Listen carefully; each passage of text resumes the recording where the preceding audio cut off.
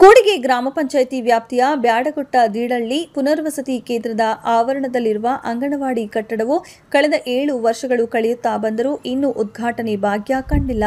ಅಂಗನವಾಡಿಯಲ್ಲಿ ಒಟ್ಟು 38 ಪುಟಾಣಿ ಮಕ್ಕಳು ಅಂಗನವಾಡಿ ಕೇಂದ್ರದಲ್ಲಿ ಬರ್ತಾರೆ. ಆದರೆ ಅಂಗನವಾಡಿ ಕೇಂದ್ರ ಉದ್ಘಾಟನೆ ಆಗುವ ಮುಂಚೆನೇ ಗೋಡೆಗಳೆಲ್ಲ ಬಿರುಕು ಬಿಟ್ಟಿದ್ದು, ಅಲ್ಲಿ ಹಾಕಿರುವ ಟೈಲ್ಸ್ ಎಲ್ಲ ಕಿತ್ತು ಹೋಗಿದ್ದು, ಅಂಗನವಾಡಿ ಕೇಂದ್ರದ ಕಡೆ ಯಾವ ಅಧಿಕಾರಿಗಳಾಗಲಿ ಜನಪ್ರತಿನಿಧಿಗಳಾಗಲಿ ಇತ್ತ ಕಡೆ ಗಮನ ಹರಿಸುತ್ತಿಲ್ಲ. ಆದರೆ ಅಂಗನವಾಡಿ ಕಟ್ಟಡ ಉದ್ಘಾಟನೆ ಆಗುವ ಮುಂಚೆ ಎಲ್ಲ ಬಿರುಕು ಬಿಟ್ಟಿರುವುದರಿಂದ ಸ್ಥಳೀಯ ಪುನರ್ವಸತಿ ಕೇಂದ್ರದ ನಿವಾಸಿಗಳು ತಮ್ಮ ಆಕ್ರೋಶ ವ್ಯಕ್ತಪಡಿಸಿದ್ದಾರೆ.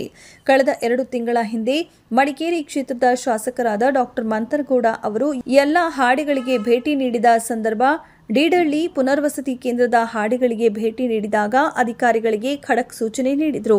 ಆದಷ್ಟು ಬೇಗನೆ ಅಂಗನವಾಡಿಯ ಕೆಲಸವನ್ನ ಪೂರ್ಣಗೊಳಿಸಿ ಎಂದು ಅಧಿಕಾರಿಗಳಿಗೆ ತಿಳಿಸಿದ್ರು. ಆದರೆ ಇವತ್ತಿನ ತನಕ ಯಾವ ಅಧಿಕಾರಿಯೂ ಅಂಗನವಾಡಿಯ ಕಡೆ ತಿರುಗಿ ನೋಡಿಲ್ಲ ಎಂದು ಅಲ್ಲಿಯ ಗ್ರಾಮಸ್ಥರು ತಮ್ಮ ಆಕ್ರೋಶ ವ್ಯಕ್ತಪಡಿಸಿದ್ದಾರೆ. ನಾವು ನನ್ನ ಹೆಸರು ಮುತ್ತು ಅಂತ ಹೇಳಿ ಇಲ್ಲಿ ಬ್ಯಾಡಗುಟ್ಟ ಅಂಗನವಾಡಿ ಆಗಿ 8 ವರ್ಷ ಆಗಿದೆ. ಅದರಲ್ಲಿ 38 ಮಕ್ಕಳು, ಅದಕ್ಕಿಂತ ಹೆಚ್ಚು ಮಕ್ಕಳು ಅಂಗನವಾಡಿ ಬಂದು ಸೇರ್ತಿದ್ದಾರೆ.